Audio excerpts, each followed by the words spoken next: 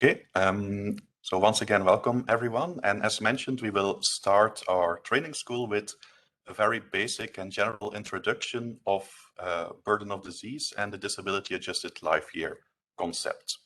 I'll give some historical insights in why and how the DALY metric has been developed. And by the end of the presentation, I will talk about the technical basis of the DALY metric. In the next presentations and modules, this technical basis will be developed in more detail by our colleagues.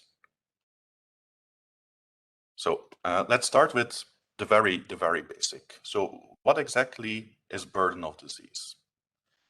And to answer this question, I already want to ask you a question. So suppose that your Minister of Health wants to ask you, which of these three diseases is the most important in our country? Is it low back pain? Is it ischemic heart disease and heart attacks? Or is it common cold? So what would be your answer to this very basic, very important question? Because knowing which diseases are most important will, of course, help us in setting priorities, in knowing if our investments are done in a correct and efficient way. So this is a very crucial, very basic question. Okay, so feel free to raise your hand, shout out, make a sign if you want to try to answer this question. I would say ischemic heart disease. Okay, and why would you think ischemic heart disease is the most important, Karina? Because of these three is more related with mortality. Okay. For instance, or injuries during the disease course. Okay, and that's indeed a very valid and a correct answer. So indeed, if you would look at the number of deaths caused by these different diseases, then ischemic heart disease would be your number one. But maybe other people have a different answer to this same question? Yes, I would say that it would be low back pain because according to DALYs, most of the world is suffering from it. Yeah, so if you say most of the people, a large number of people are suffering from it, then you are indeed referring to the fact that the prevalence of low back pain is very high.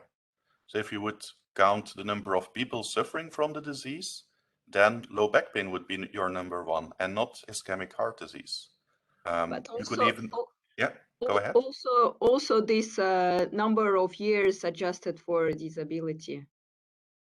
Yeah, indeed. And we will, of course, talk about that later on. And a bit the answer to this question is that with DALYs, we can have a comprehensive overview. But I think the idea here is that if you would only look at the number of deaths, then ischemic heart disease would pop up as number one. If you would only look at the number of cases or prevalent cases, then low back pain would pop up as number one. If you would look at the number of new cases, so the incidence in your population, then maybe common cold would pop up as number one. And all of these different answers, they are all correct. Okay, so from a pure technical epidemiological point of view, all of these answers are correct. But of course, you understand that this is not the best way to answer the question of our Minister of Health, because then the answer would be, yeah, everything can be a priority. And that's, of course, not what they are interested in. Everything that we've discussed so far relates also only to the health impact. Deaths, cases, disability, this is all the health impact. But on top of that, you will, of course, also have an economic impact associated with different diseases. And for some diseases, there may be a huge economic impact, while the actual health impact is very low, or vice versa. So even if we go beyond the concept of health and we add the dimension of economic impact, we might again end up with a ranking that is again totally different, but on its own correct. So this is a bit the challenge that we are faced with. We know that this is a very important and crucial question. We need to be able to define the importance or the impact of diseases to make rankings, to set priorities. But in order to do this, we need to know how to define this concept of impact or importance. So as mentioned, we can look at the pure health impact, the physical consequences of a condition. We could even look at the psychosocial implications of a disease. We haven't mentioned this, but some diseases will have an impact on the patients, on their family, which goes beyond the pure physical disability. And we can, as mentioned, look at the economic impact. And all of these dimensions will give us a correct answer, but the answer might be totally different. So in general, when we talk about burden of disease, we always talk about the quantification of any of these aspects. And if we want to quantify any of these aspects, we need specific metrics, of course, specific indicators that can help us to make these quantifications. So going back to our example, we've talked about indicators related to the number of cases or the number of deaths. So we could use incidence, prevalence, mortality to make our rankings. And again, this will lead to valid, to correct rankings, but maybe to a totally opposite conclusion. So this is already one problem. Even if we ignore the economic aspects within the health domain, there are already a lot of different dimensions that we can look at. And there's actually even a dimension that we haven't yet talked about, and that's the dimension of severity. So to make things even more complex, it's not just the occurrence of diseases, but it's also the severity of different diseases. So suppose that you would be asked to give your opinion on two health intervention programs. One program will prevent 100 cases of low back pain. The other will prevent 100 cases of common cold. So in terms of the number of cases, this is equivalent. This is the same, 100, 100.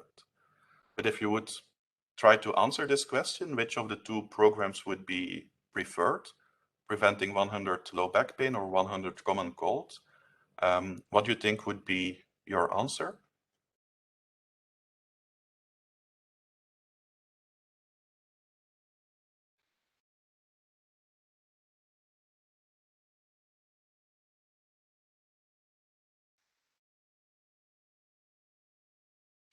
I would probably go for preventing the back pain. Yeah, good. And why? Because I think it probably has a greater impact or burden than common cold. Yeah, and then how would you describe or define this burden or measure it? Yeah, I mean, I guess DALY addresses it well, like the quality of life aspect. Yeah, indeed. So that's one important aspect, the impact of the system, of the symptoms, the impact on quality of life. That's one aspect that will differ across different conditions. Another aspect is the duration. Diseases such as low back pain, for which there's no real decent treatment, can even last for your entire life, while a common cold typically resolves in a week or so. So not all cases are the same, and that's an important aspect that we need to add to our discussion here. So it's not even sufficient to count the number of cases. Ideally, we also need to take into account the relative severity of different cases. And this can be different because of different durations or different reductions in quality of life. Okay. A next example and a final example here. Again, an option for two prevention programs. One will prevent 100 deaths due to ischemic heart disease in elderly, and another program will prevent 100 deaths in newborns due to pneumonia. Again, in terms of mortality, number of deaths, 100, 100, exactly the same. But if you think about this question, I believe that most of you will feel that there is a difference between these two options. So which of the two would you prefer to fund?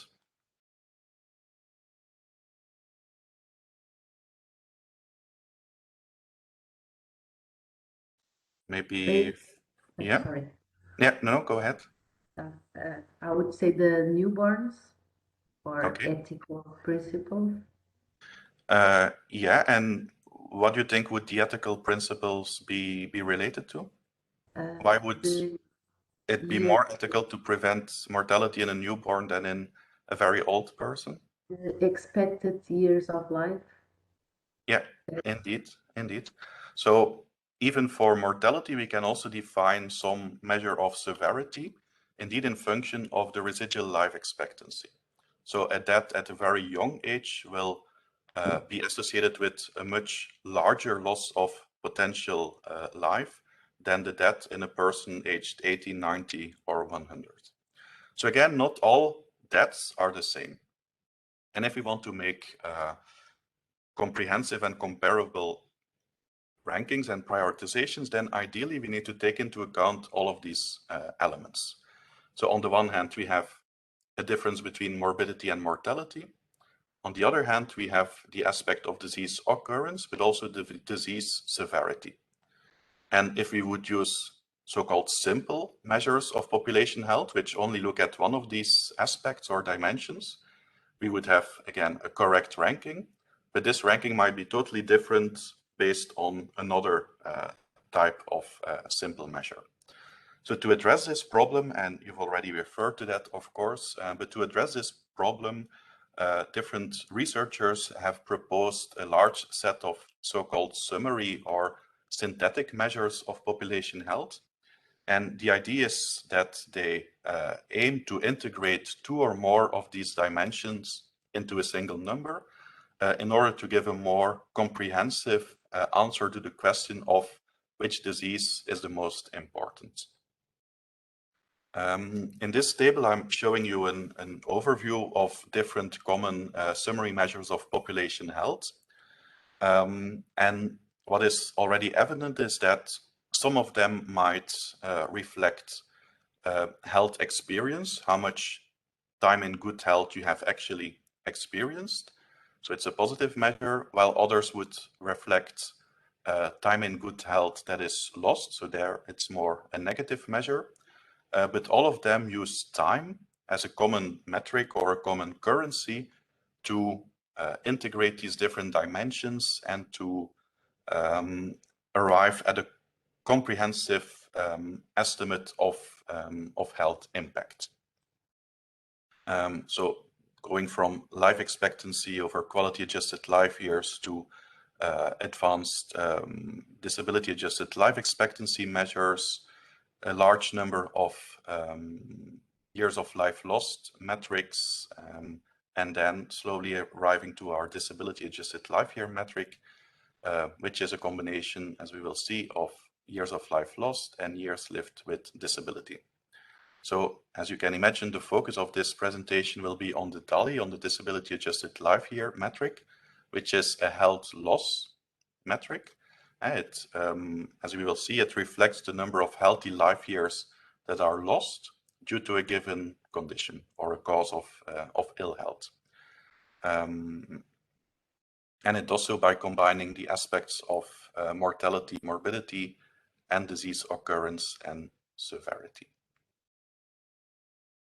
In our presentation, we will not talk about economic impact, not because it's not important, it is very important, but because it's beyond the scope of our course and also of our network. But if you would want to get deeper into economic impact assessments, you will soon learn that here a distinction can be made between direct and indirect costs, and costs accrued within the healthcare system and outside of the healthcare system.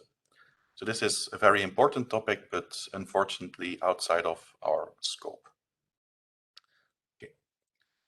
So I've already given you a very basic introduction to this concept of burden of disease. And I've done so by explaining that diseases may have a multiple impact, a multidimensional impact, not just the health or the physical consequences of the disease. It may also affect your psychosocial well-being, and it may affect the economic situation of the patients, their families, and the society as a whole.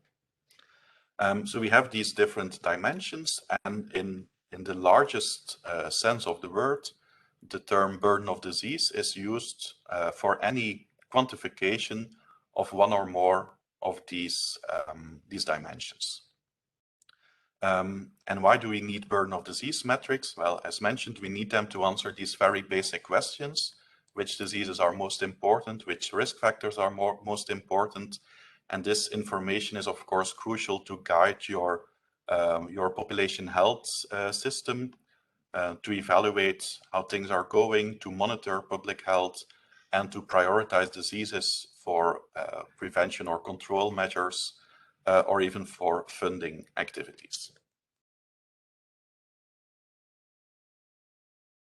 Right. Here we talk about burden of disease in a general way, talking or referring to any kind of quantification. As the course goes by, we will narrow down the concept of burden of disease to the specific use of DALYs, or disability adjusted life years, for quantifying burden of disease. And often in literature, you will see that this term burden of disease can be used either very specifically referring to DALYs, or it can also be used in a more generic way, for instance, just referring to incidence or prevalence of a disease. But then now you know why this term can be used in these different ways. So let's continue with our DALYs and our burden of disease studies based on DALY metrics.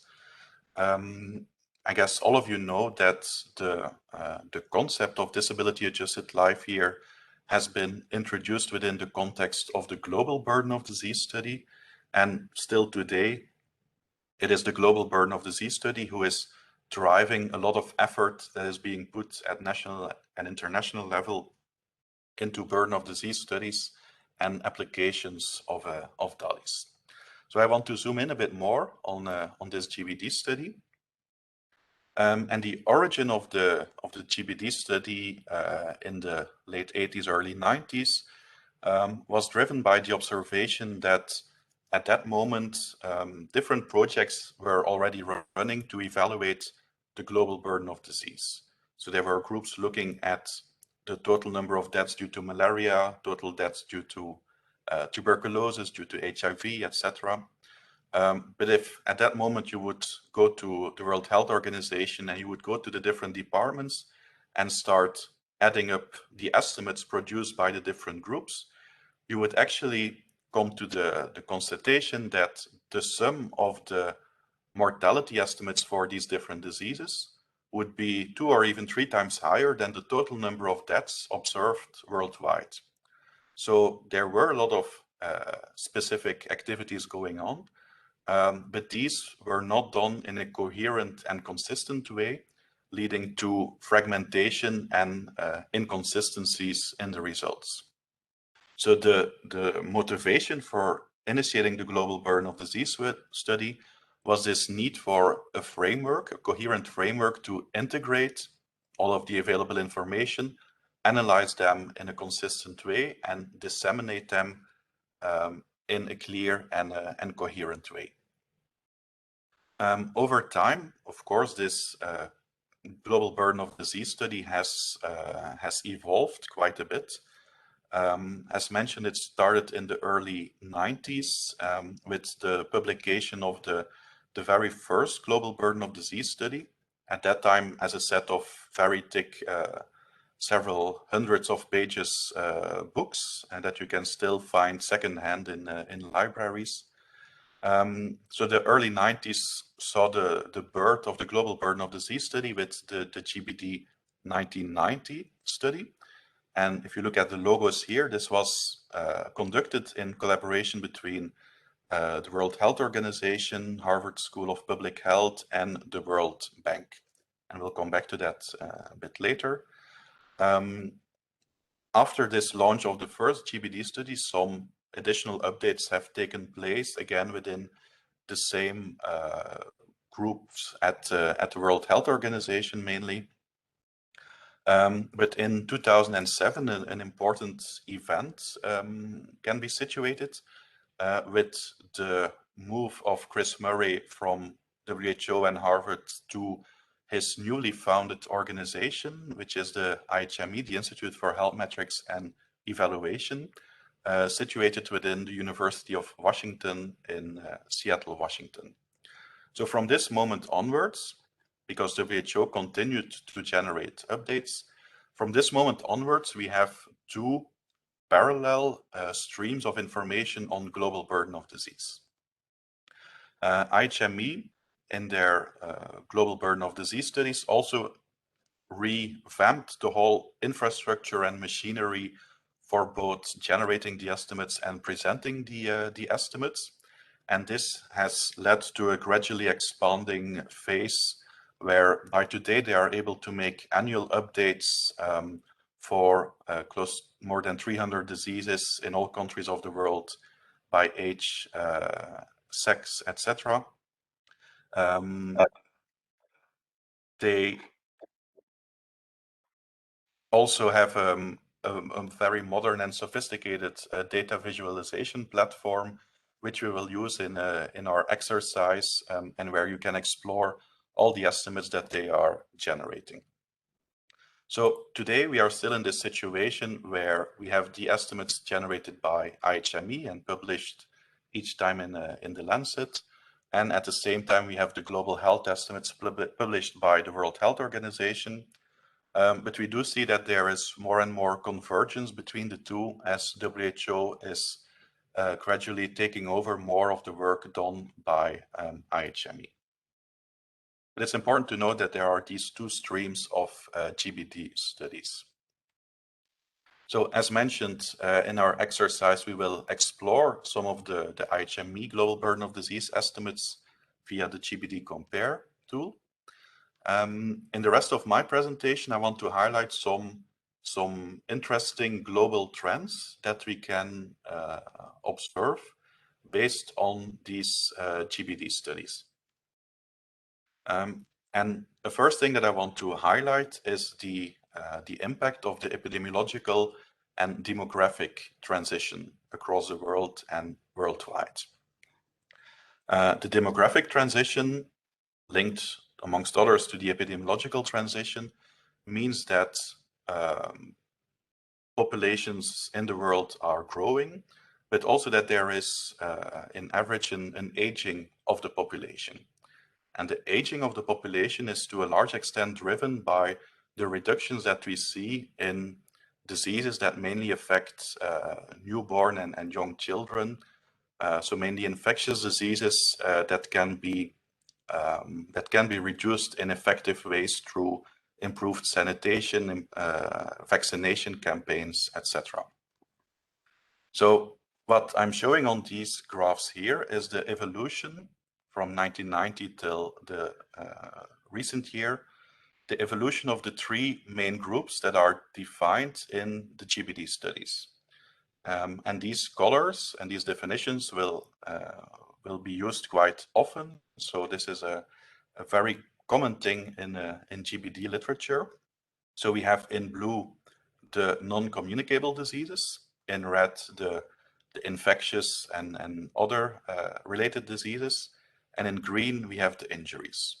So in the GBD hierarchy of diseases, these are the three main groups that are always distinguished at the first level. And if you look at the left-hand plot here, we see that the total number of DALYs has shifted, or the contribution of these groups has changed dramatically over time. So we see a very important decrease in DALYs due to infectious diseases, but an increase in the total number of DALYs due to non-communicable diseases. And if you would actually add up the contributions of the three groups for each of the years, then an interesting thing, you would actually see that the total number of DALYs would stay constant, like this. So what we see here with this divergence of the relative impact of NCDs and infectious diseases, this is at a global level a very clear sign of this epidemiological transition, where infectious diseases are becoming less and less relevant and non-communicable diseases becoming more and more relevant. And we see this at a global level, as you can see in this graph, but we also see this evolution in every individual country. Of course, different countries are at a different stage of this transition, but we do see this transition in each country. So now let's have a look at these other two panels here, because this increase in total number of DALYs in the absolute number of DALYs will of course be affected not just by how the impact of diseases is evolving, but it will also of course be impacted by the size of your populations. And we know that over time, the global population has grown. So if we want to take into account the effect of population growth, then we can, instead of presenting the absolute number of DALYs, we can present the crude DALY rates. So the number of DALYs per 100,000 people. And if we do that, then we see that the impact of infectious diseases is still falling very sharply, but our NCDs are actually remaining constant if we take into account population size. So one of the reasons why we are seeing this increase in total burden linked to NCDs is because there are more people in the world. But that's not the only part of the story. And another important part is the age structure of your population. So even if we account for the total size of the population, there will be additional impacts due to a different structure of the age groups in your population. And as mentioned, we know that today there are relatively more old people than there were before. So the aging of your population will of course also have an impact on the burden that is observed. So if you want to take into account also the differences in age structures, we can calculate age standardized DALY rates.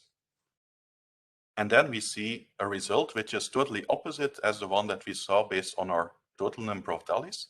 Here we actually see that the age-corrected risk for NCD burden is going down. So at the same time, while we are seeing that there is more burden, more suffering due to NCDs, we actually see that the risk is decreasing, which is of course a good thing. Another way of looking at this graph is to go from here to the left. So one way of looking at this graph of age standardized rates is to think that this refers to the risk for instance, an 80-year-old person in 1990, an 80-year-old person in 2000, an 80-year-old person in 2015. So an 80-year-old person today will have a lower risk or a lower chance of suffering from NCD burden than an 80-year-old person in the 90s. But today, in absolute terms, we have more 80-year-old people than we had in the 90s. And why do we have more 80-year-old people? Well, because in average, the population is getting older, but also because we have more people in total. So going from here to the left means that we take into account age structure and population size and are then able to explain these contradictory patterns in a total increase in burden versus a decreasing risk when looking at age standardized rates. So these concepts of absolute crude and age standardized rates will come back in later presentations and in the exercises that you will do. So it's important that you understand a bit why there might be differences in these three different metrics. Right. Later on, we'll see examples of this transition also at country level. We can also see the impact of this transition, so predominance of NCDs versus a lower impact of the infectious diseases.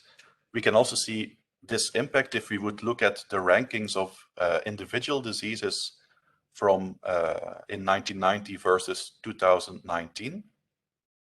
And if we focus first on the top five, then we see that in 1990 we had neonatal disorders, pneumonia, and diarrhea as number 1, 2, and 3. So again, the importance of infectious diseases worldwide. While in 2019, we still have the neonatal disorders, but we have ischemic heart disease and stroke entering the top three. So in average, you will see an increase in the rank of the blue ones, so the NCDs, and a decrease in rank of the red ones, the infectious conditions. When looking at these rankings, we can also see some important success stories of global health.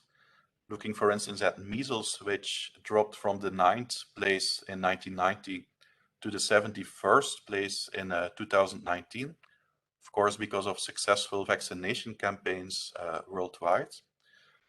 We can also see some less positive stories, such as the impact of the HIV/AIDS epidemic.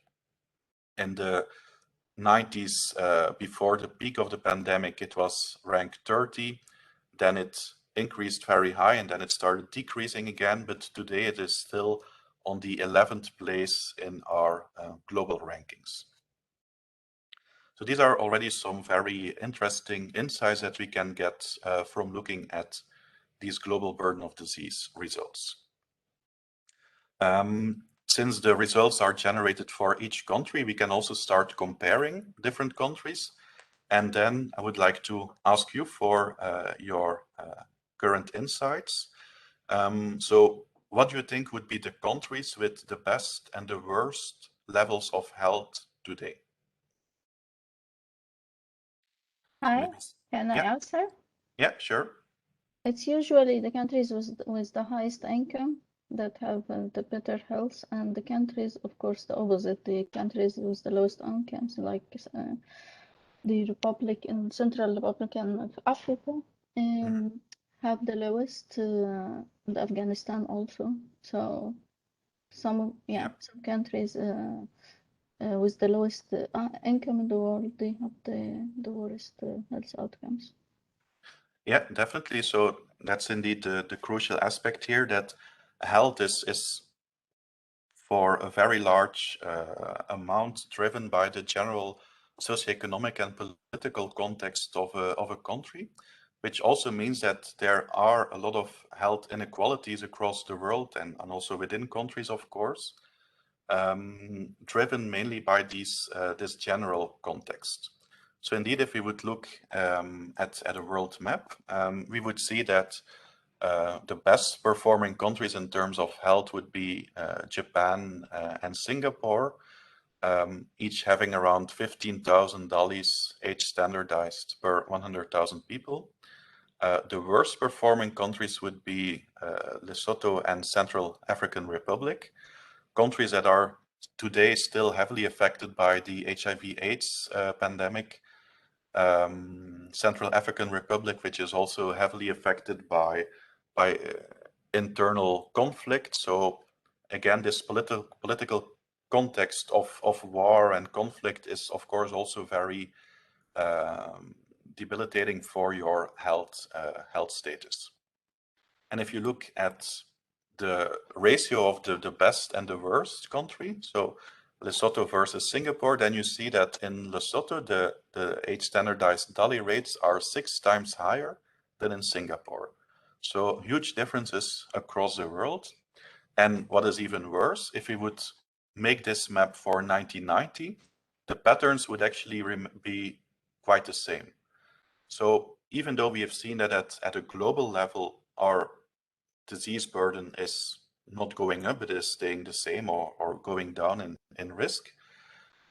Even though this global improvement of health, we still see that health inequalities persist over time. So this is also a very important observation that we can get from looking at these results.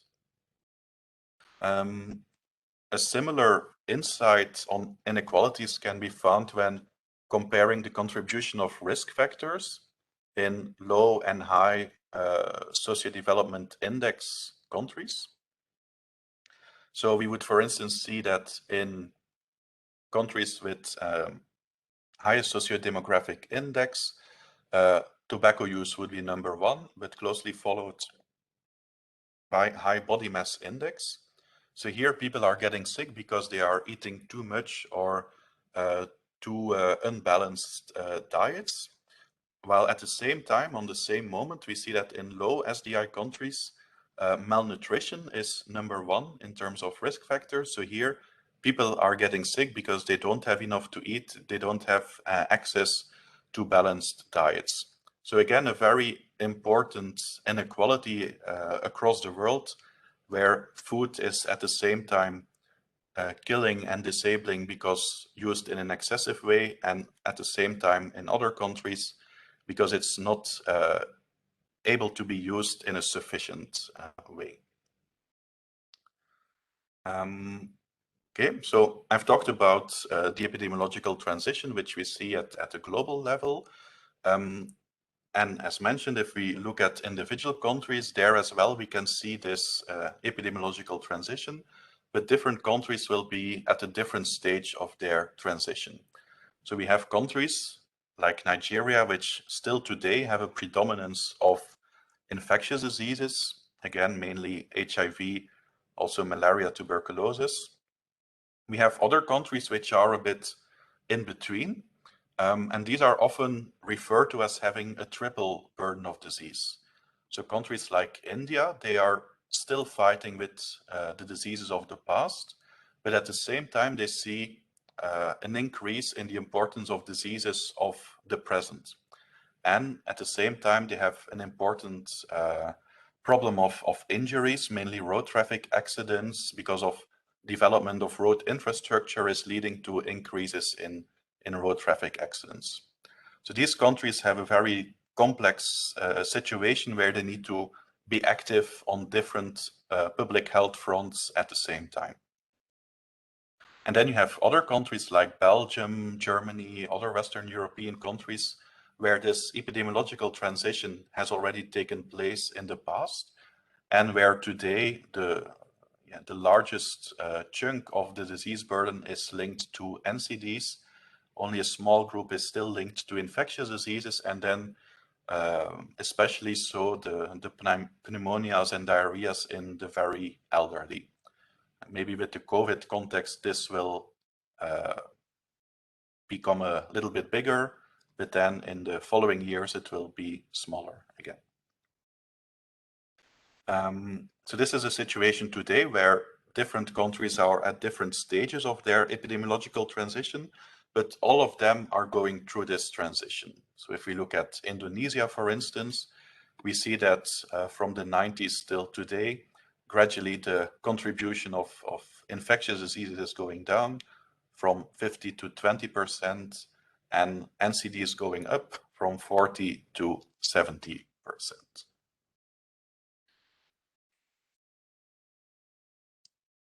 Right. So to conclude this part, so I wanted to show some high-level insights from the GBD study, also to encourage you even further in applying burden of disease metrics.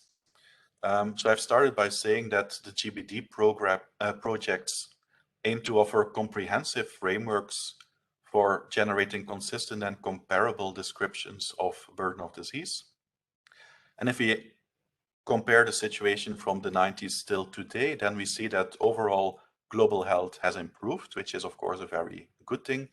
We've seen the impacts of the demographic and epidemiological transitions worldwide and at country level, implying that NCDs have become or are becoming the predominant source of disease burden. We've seen some good and bad examples, such as the HIV/AIDS epidemic. But one of the most striking findings, to me at least, is that even though our global health has improved, the health inequalities across countries haven't really diminished. And the same also goes for health inequalities within countries. Okay. So where are we now? I've talked about the basic concept of burden of disease. I've given you some examples of what we can do with DALYs, with burden of disease metrics. So now I want to give you an overview of this the technical basis of the DALY metric. And as mentioned, the different elements that I will introduce now will be explained in more detail in the following sessions and modules. So, as mentioned, the DALY metric was developed in the early 90s in collaboration between researchers at World Health Organization, Harvard School of Public Health, and commissioned by the World Bank. So while the World Bank is typically interested in economic questions, for their World Development Report 93, they wanted to have an assessment of the quality of investments in health. So they wanted to be able to compare investments in health across countries and across diseases and compare this to the actual burden observed in these different countries. So to ask the question, are our investments in line with where the highest disease burdens are? Because the focus was on global and cross-disease comparisons, a very important philosophy in the development of the DALY metric was that the same health outcomes should be treated and evaluated in the same way, irrespective of country or social context.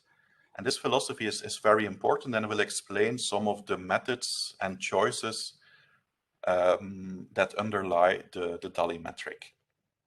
So the result of this was then published in the Green Book, presenting the GBD, the Global Burden of Disease, in 1990. So what is this basic philosophy of the DALY metric? The basic philosophy is that it assumes that we all want to live a long life in good health. And I'm sure that all of you can agree with this assumption. So we all want to live very long, till an ideal biologically maximal life expectancy, and we want to live in perfect quality of life. So our quality of life should be 100% perfect up until the moment that we die. So this blue rectangle is our ideal situation. But of course, in reality, we don't observe this ideal situation. In reality, maybe our life course will look a bit like this. So maybe at the age of 20, we broke our leg, we had some loss of quality of life, but then we recovered and we continued living. When we turned 50 or 60, we developed a non-communicable disease which reduced our quality of life. We could continue to live with this disease, but at some point we died some years before our ideal life expectancy. So this can be an example of an observed real-life profile. What the DALY then tries to do is to quantify the gap between our ideal profile and this observed profile. And this gap is broken down in two components, one component reflecting the morbidity impacts and the other reflecting the mortality impacts. So this first part here, the losses while you were still alive, but the losses compared to the perfect health situation, this part is called the years lived with disability, the YLD. So this reflects the loss of time in good health because of living with a disease. We then also have this mortality part, which is the years of life lost. And this reflects the time in good health that is lost because of dying prematurely. And the sum of the two components is our DALY.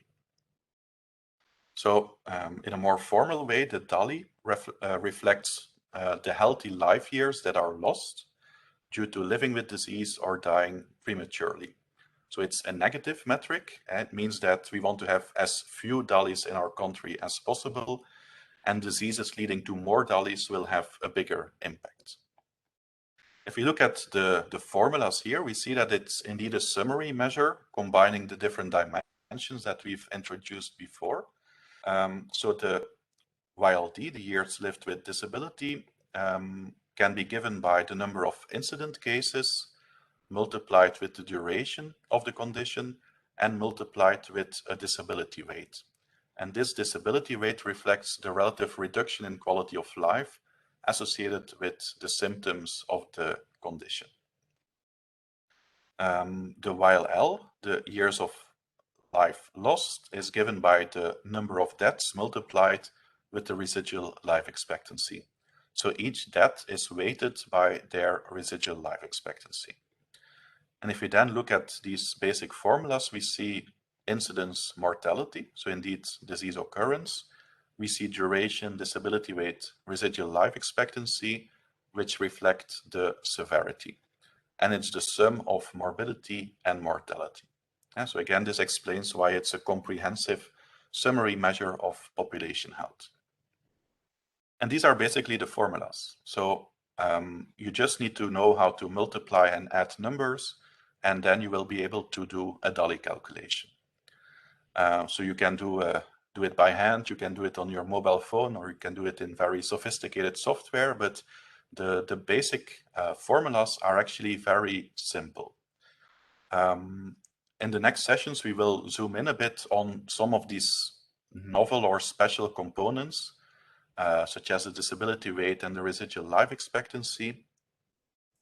And at the end of the course, we will also talk about the more practical aspects, because you will, as you embark on a burden of disease study, you will very soon realize that it's indeed not the formula that complicates your life, but it's the data needs that make it very difficult. So we need, of course, to have data on incidence, mortality, duration, other metrics. We need to have these data to plug into our formulas. And this is where the challenge lies in any burden of disease study. But that is something for later. So just now, if you have some insights in these basic formulas, then this will be more than sufficient. And sometimes it's also very nice to visualize these formulas.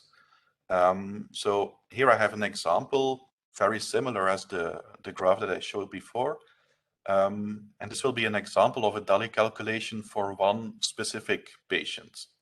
So suppose that ideally we can live up to 90 and that we can continue living up to the age of 90 with a disability rate of 0. Why 0? The disability rate reflects your reduction, your loss in quality of life. So if you have 0 reduction or 0 loss in quality of life, you are in perfect health.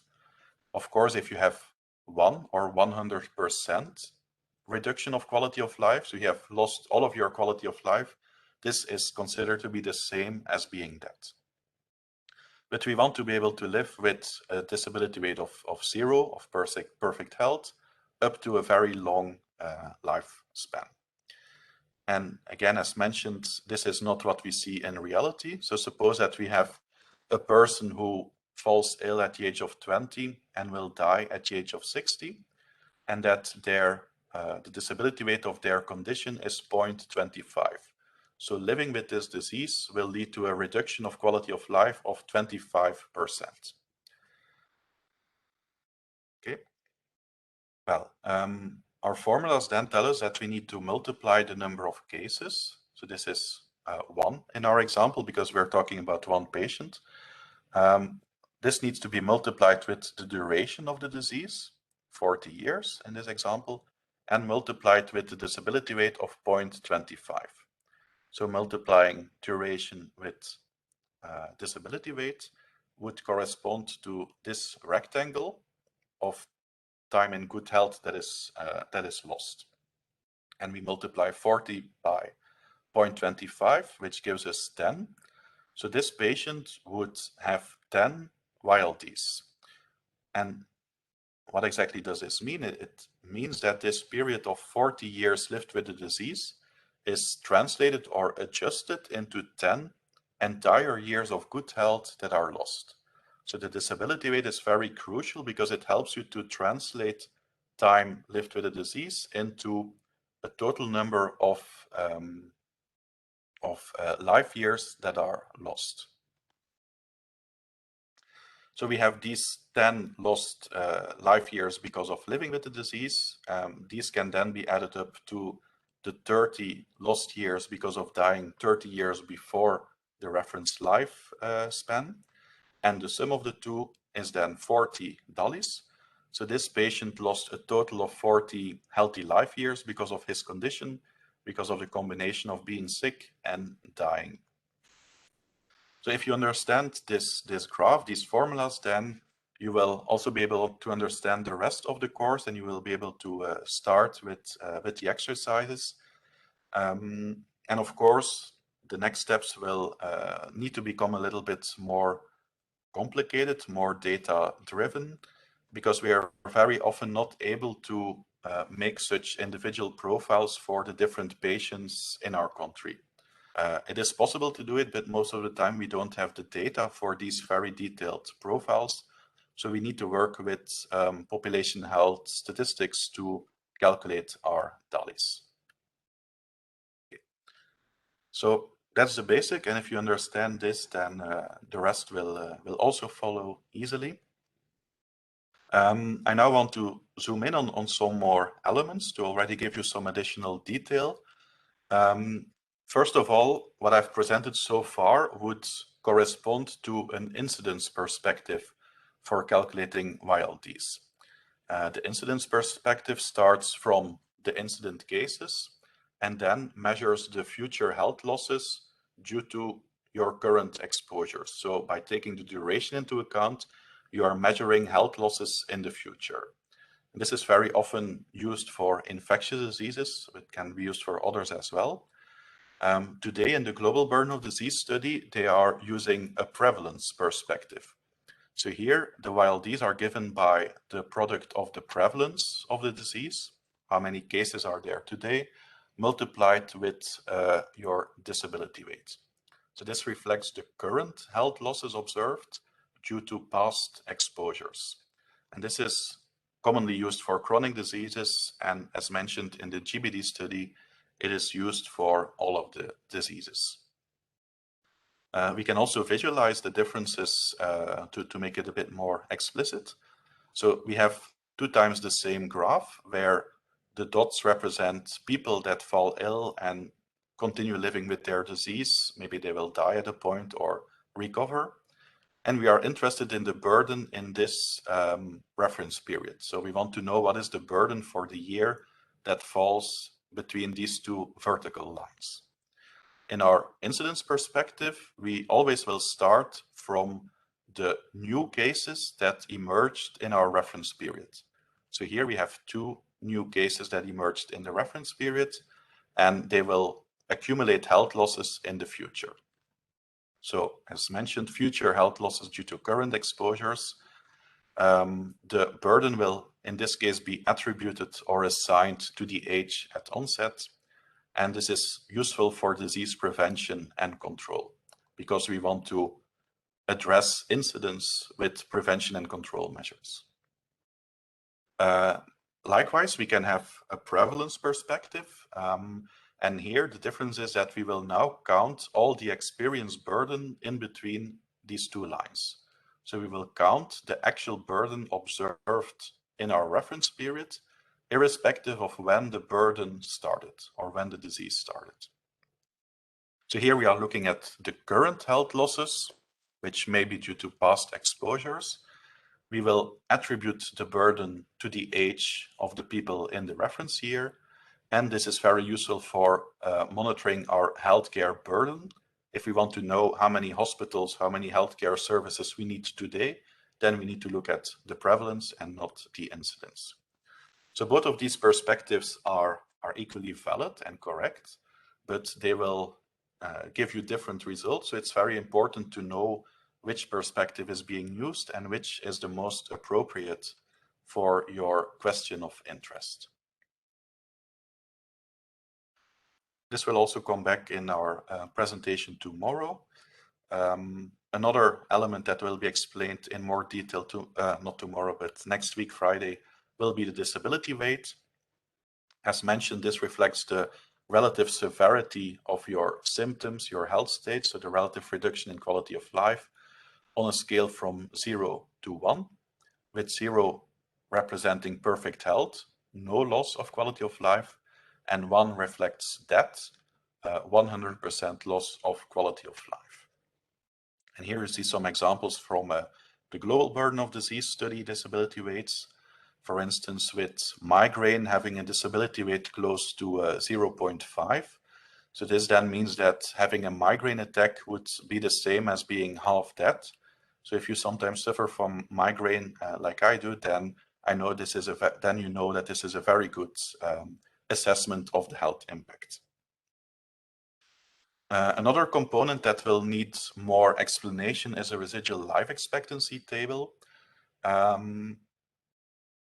We want our residual life expectancy table to represent the ideal situation, the ideal life expectancy in a world without diseases. But of course, this doesn't exist, so we don't know what the ideal life expectancy should be. And this also implies that over time, different proposals have been made and used of what this residual life expectancy table can look like. So we have some examples here where in the very first global burden of disease studies, the residual life expectancy at birth was around 80. In the current GBD study, it is close to 90. Also in the WHO assessments, it is a little bit higher than 90. And what's also important to note from this graph is that the residual life expectancy tables will assign a value to each age at death. So people are sometimes a bit confused and think if someone would die after the age of 90, that they would have a negative life expectancy. That's of course not the case. So even a person dying at the age of 100 would have a certain number of years of residual life expectancy. But again, this will be explained in more detail after the lunch break. A final component that I want to introduce now is the disease model, also called outcome tree. And a disease model is very important in DALY calculations because it allows you to visualize, but also to incorporate the impact of different health states that are linked to your disease or your risk factor. In all of the basic examples used so far, I always assumed one single disability rate, so to keep it simple. But in reality, you know that if you have a certain disease like diabetes, you might suffer from very specific complications, such as problems with your sight or with your feet, etc. The DALY is able to incorporate the health losses that are associated with each of these specific health states. And a health state can be an acute phase of the disease, can be a chronic phase of the disease, can be a complication, can also be death as a very severe complication. And it can also imply different severity levels. Maybe some people will have only a very minor episode of the disease with a short duration, a low impact on quality of life. Others will have a very severe version of the disease with longer duration and higher impact on quality of life. So when doing a DALY calculation, we always need to think about the different health states associated with the disease, the hazard, the risk factor that we are interested in. And we need to be able to apply our formulas to each of these individual health states. So we will need to know how many people are there in the different health states, what is the duration of the health state, what is the disability rate of the health state, how many people die in the different health states, and then we add up the contributions of the different health states to construct our overall DALY estimate. So the disease model is needed to know what to calculate it. It also helps to visualize what you have done. And in the next few slides, I want to show you some examples. Here I'm showing an example of an outcome-based model. And outcomes in GBD terminologies are your overall conditions and symptoms, health conditions such as diarrhea, diabetes, cancer, etc. We are not interested in specific risk factors or etiologies. We are just interested in the outcome as a whole. So if we want to do the burden for diarrhea, we can make a distinction between different severity levels, minor, moderate, severe, and we can assume that each of these may result in mortality, with of course a different case fatality. So in the end, we will have a YLD estimate for the people living with minor diarrhea, a YLD for the ones with moderate, and a YLD for the ones with severe diarrhea. And we can have YLLs for each of these red boxes.